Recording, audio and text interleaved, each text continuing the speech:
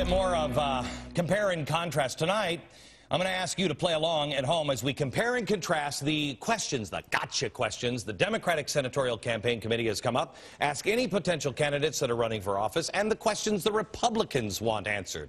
Gotcha. We're going to start with questions from the Democrats, and just as an added bonus, I'm going to answer them. Start your DVRs, moveon.org, because here we go. First question.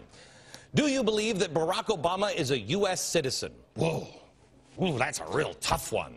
I mean, it's a real landmine to tiptoe around. I mean, I suppose in some, Kafkian world, the state of Hawaii and the local Hawaiian newspapers have been in on this elaborate conspiracy from, the birth of Barack Obama, that for some reason that they knew that he would be groomed and grow up to be president of the United States.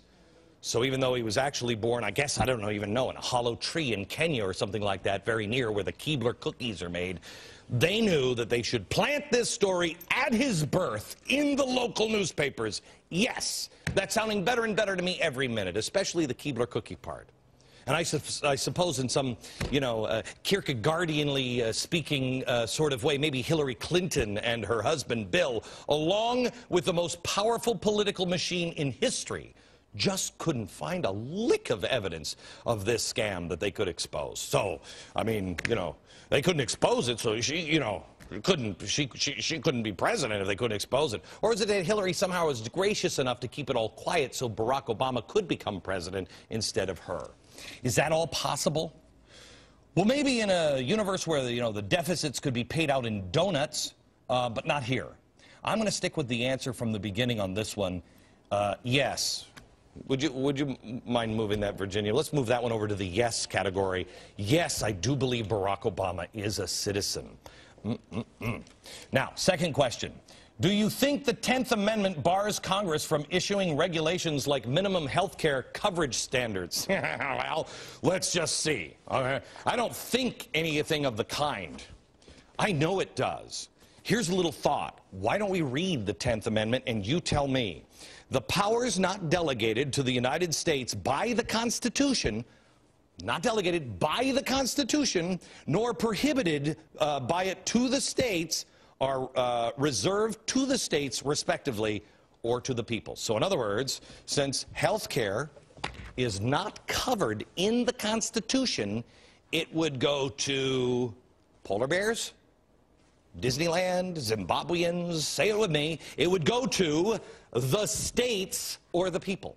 Never have I ever said that Massachusetts cannot have health care. They want to do that in their state, they can do it. They have the right. The state has the right. The federal government, according to this ancient, outdated document, does not.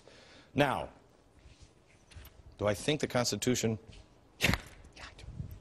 Do you think programs like Social Security and Medicare represent socialism and should have never been created in the first place? Oh, gosh, Democrats, this is a scary question. Another trap. You know what?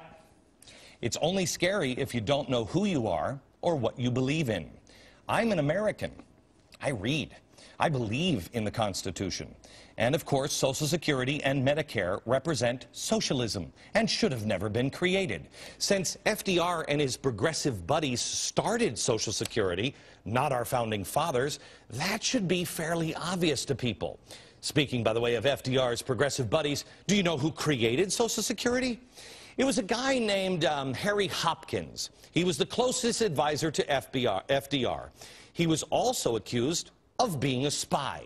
He had a relationship with Stalin and was one of the few people who could talk to Stalin and get him to accomplish foreign policy. Just remember, Hopkins, same guy, created Social Security. So, let me tell you about Social Security, another recipient named Ida Mae Fuller. She was the very first person to receive a monthly benefit. She worked for 3 years under SSI, and she accumulated taxes on her salary during those 3 years, a total of $24.75. There's Ida Mae right there, first person to get anything. Well, during her lifetime, she collected a total of $22,888.92. Those were her Social Security benefits. Remember, what she received was 924 times what she paid in. 900 times more than she invested. That's one of three things, as I see it. If it were a slot machine, it'd be some really lucky gambling, but I don't think it's a slot machine. If it was a for-profit corporation, they'd be investigated by the SEC, IRS, FBI, and probably the NCAA. I'm just saying, the president would say, "Oh my goodness, look at this." Even if they found nothing wrong, progressives would scream obscene profits, right? Windfall profits tax. But it's not. It's the federal government. The federal government receiving from Ida $25, $24.75, and then giving her $22,800 and some from other Americans. Okay, other Americans that were wealthier than Ida, some not, giving it to her. What's that called? I remember. Redistribution of wealth, otherwise known as, yes, socialism, or dare I say, even Marxism. Do you think President Obama is a socialist? This one, by the way, Social Security, Medicare, socialism. Yes. Do I think President Obama is a socialist? Before I answer that, may I ask that question of his avowed communist green job czar appointee Van Jones, or his anti-capitalist manufacturing czar Ron Bloom, or his socialist energy czar Carol Browner? No, I got to go on my own? Okay, no. He's just a radical progressive. Huh? I could play that game too. He believes that when you spread the wealth around, it's good for everybody. That's a direct quote. Again, you tell me. This game is fun, isn't it? It's designed to scare you into not answering truthfully. That's what it is. They don't want you to answer anything. It's designed to intimidate any politician into breaking into cold sweat and giving some politically correct bullcrap answer that you don't want to hear.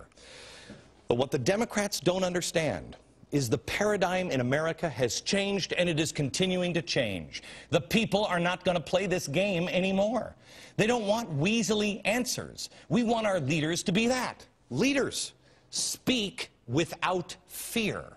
You're still in America.